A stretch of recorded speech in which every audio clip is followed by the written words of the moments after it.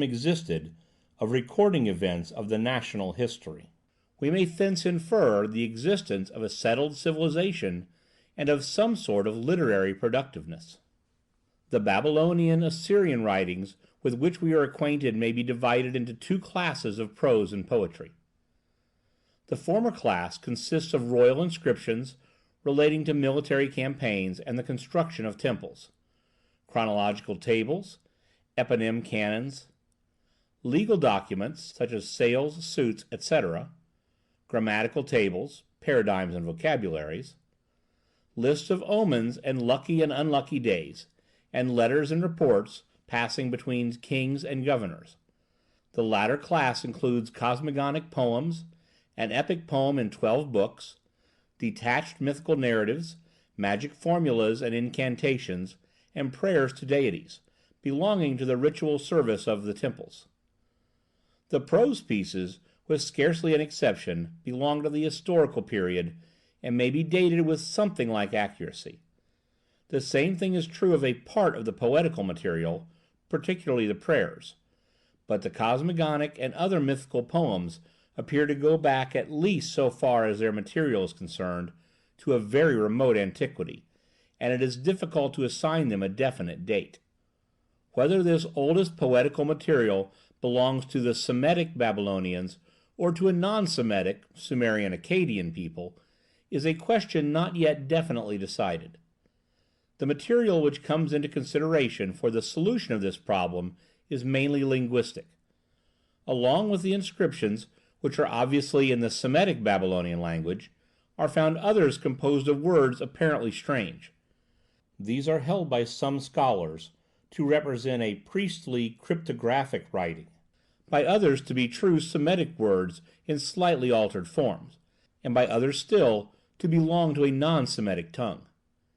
This last view supposes that the ancient poetry comes, in substance at any rate, from a non-Semitic people who spoke this tongue, while on the other hand, it is maintained that this poetry is so interwoven into Semitic life that it is impossible to regard it as of foreign origin.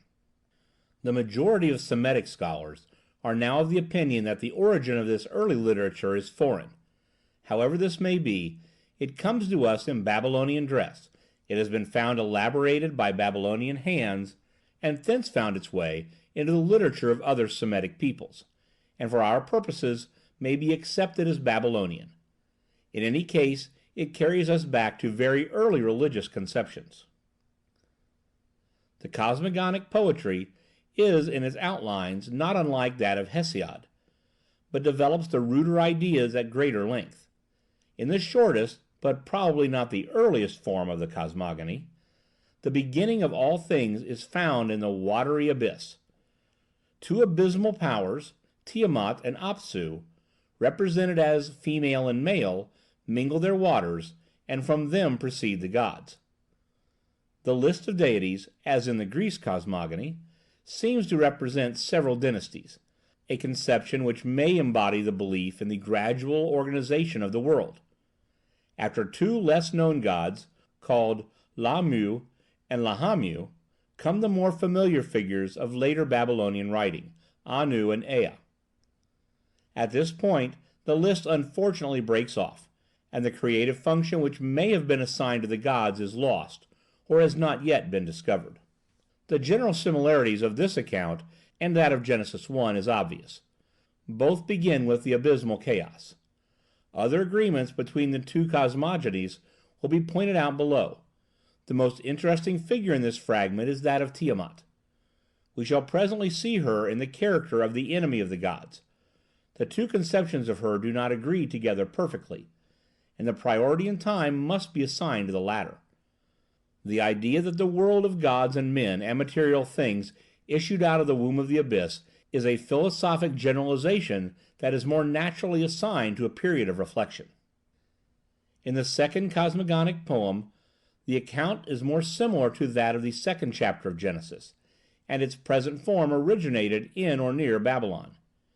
Here we have nothing of the primeval deep, but are told how the gods made a beautiful land with rivers and trees, how Babylon was built and Marduk created man and the Tigris and the Euphrates, and the beasts and cities and temples. This also must be looked on as a comparatively late form of the myth, since its hero is Marduk, god of Babylon. As in the Bible account, men are created before beasts, and the region of their first abode seems to be the same as the Eden of Genesis. Let us now turn to the poem in which the combat between Tiamat and Marduk forms the principal feature. For some unexplained reason, Tiamat rebels against the gods. Collecting her hosts, among them frightful demon shapes of all imaginable forms, she advances for the purpose of expelling the gods from their seats. The affrighted deities turn for protection to the high gods, Anu and Ea, who, however, recoil in terror from the host of the dragon Tiamat. Anshar then applies to Marduk. The gods are invited to a feast, the situation is described, and Marduk is invited to lead the heavenly hosts against the foe. He agrees on condition that he shall be clothed with absolute power, so that he shall only have to say, "Let it be," and it shall be. To this the gods assent. A garment is placed before him, to which he says, "Vanish," and it vanishes, and when he commands it to appear, it is present. The hero then dons his armor and advances against the enemy. He takes Tiamat and slays her, routs her host, kills her consort Kingu, and utterly destroys the rebellion. Tiamat he cuts in twain. Out of one half of her he forms the heavens, out of the other half the earth, and for the gods Anu and Bel and Ea he makes a heavenly palace, like the abyss itself in extent. To the great gods also he assigns positions, forms the stars, establishes the year and month and the day. At this point the history is interrupted, the tablet being broken. The creation of the heavenly bodies is to be compared with the similar account in Genesis 1. Whether this poem narrates the creation of the rest of the world, it is impossible to say. In this history of the rebellion of Tiamat against the gods, we have a mythical picture of some natural phenomenon, perhaps of the conflict between winter and the enlivening sun of summer. The poem appears to contain elements of different dates. The rude character of some of the procedures suggests an early time. Marduk slays Tiamat by driving the wind into her body. The warriors who accompany her have those composite forms familiar to us from Babylonian and Egyptian statues, paintings, and seals, which are the product of that early thought for which there was no essential difference between man and beast. The festival in which the gods carouse is of a piece with the divine Ethiopian feasts of Homer. On the other hand, the idea of the omnipotence of the divine word when Marduk makes the garment disappear and reappear is scarcely a primitive one. It is substantially identical with the biblical "let it be," and it was. It is probable that the poem had a long career, and in successive recensions received the coloring of different generations. Tiamat herself has a long history.